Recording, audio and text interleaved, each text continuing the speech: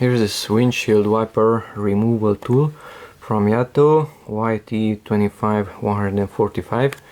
It looks like this, 5mm, 30mm adjustable. This part is adjustable. Okay, you get a QR code there. 2-leg puller for battery terminal and widescreen wiper arms. So that's the tool itself. It looks like this. These two legs are moving. They are spring loaded.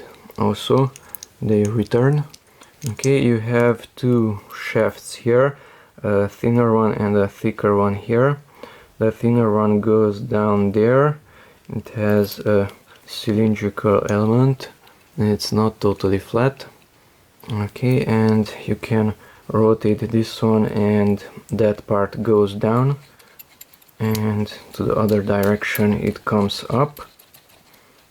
Okay, this one is moving freely.